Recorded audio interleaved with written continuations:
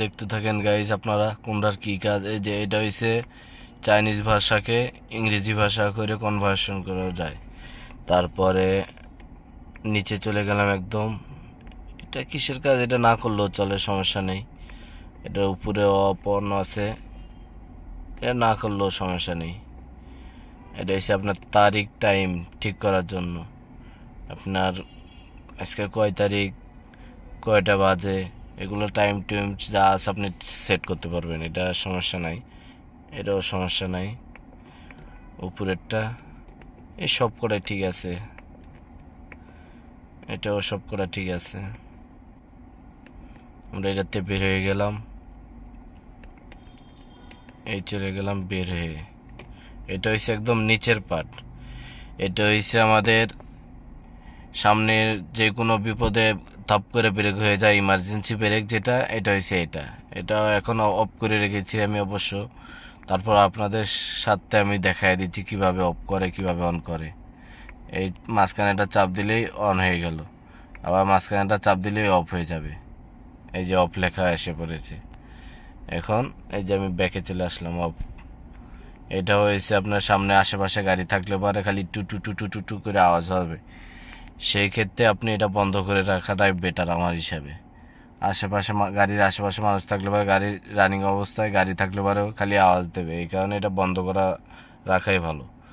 তারপরে হচ্ছে এটা ব্যাক ইমার্জেন্সি ব্রেক, মানে ব্যাকে দিচ্ছি তখন কিছু কি আইসা পড়ছে কাছাকাছি, তখন এটা মনে করেন নিজে নিজেই ব্রেক হয়ে গেছে। মনে করেন একটা অল পিছনে আছে, আপনি ব্যাকে দিতেছেন, দেখতে খেয়াল করেননি, এটা অটোমেটিক ব্রেক হয়ে যাবে। এই একটা সাবজেক্ট, এটা ভালো আছে। এই জিনিসটা আপনি যখন ব্যাক গিয়ারে দেবেন তখন অন করে রাখতে পারেন। তারপরে আর এস এ, এটা হচ্ছে আপনার সামনে লক্ষ্য গিয়ে দেখায় আর কি, কোনো চিহ্ন আসলে পরে দেখায় দেবে ম্যাপটা। মনে করেন আপনি বামে যাবেন, ওই সিগন্যালটা আগে দেখায় দেবে এই জায়গায়। এই জিনিসটাও ভালো, বেটার, খারাপ না। আপনারা এটাও চেষ্টা অন করে রাখতে পারেন, সমস্যা নেই। এই ছিল ভিডিও, আরও ভিডিও আসবে আপনাদের কাছে। আরও মনে করেন এই জায়গায় অনেক সুইচ আছে, কোন সুইচের কি কাজ সেটাও দেখাবো একদিন সময় করে। এরপরে এই জায়গায় গ্লাস ওঠানো নামানো, এটাও দেখাবো আপনাদেরকে। এই জায়গায় বহুত কিছু আছে আপনাদের। এই জায়গায় ডিভিডি লাগাতে পারবেন।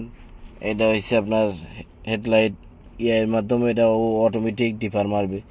এটা লাইট নিচে উপরে করার, ওইটা পিছনে ব্যাকডেলা খোলার জন্য।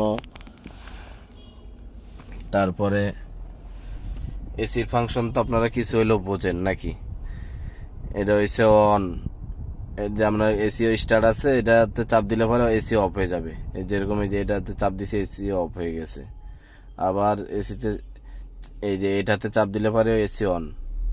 এটা তো ফ্যান, এটা আপনারা জানেনই, ফ্যান বাড়ে কমে। আর এটা দিয়ে এই আলোটা দিয়ে এই সুইচটার ভিতরে চাপ দিয়ে রাখলে পারে আপনারা মনে করেন এসি ও নিজের মতো নিজে বাড়াবে কমাবে, আপনার গাড়ির ভিতরে টেম্পারেচার হিসাব করে এইভাবে বাড়াবে কমাবে। তারপরে ড্যাশবোর্ড, এগুলো আপনারা টুকটাক কিছু জিনিস, এগুলো আপনারা জানা শোনায় আছে। এরপর এই জায়গায় কিছু জিনিস আছে, এই মনে করেন এটা 3টা মোড আছে, sports mode, normal mode, eco mode.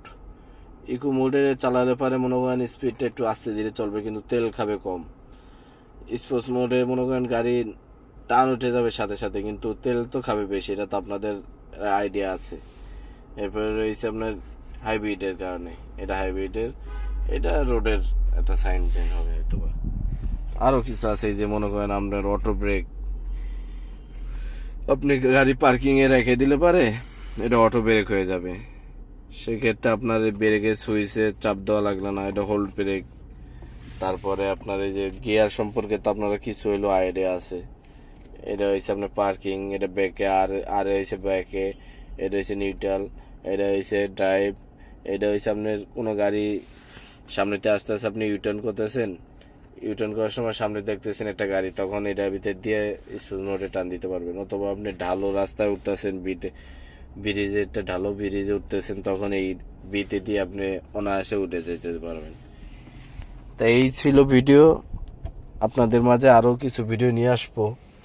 তারপরে যে এই জায়গায় অনেক সুইচ আছে, এই সুইচেরও কাজ দেখাবো আমি অবশ্য, কারণ ভিডিওটা বড় হয়ে যাচ্ছে, এই কারণে আমি আর চাচ্ছি না যে ভিডিওটা আর বড় করতে। তাই এই ছিল আজকের ভিডিও, আপনাদেরকে আরও ভিডিও দেখাবো ইনশাল্লাহ। আল্লাহ হাফেজ।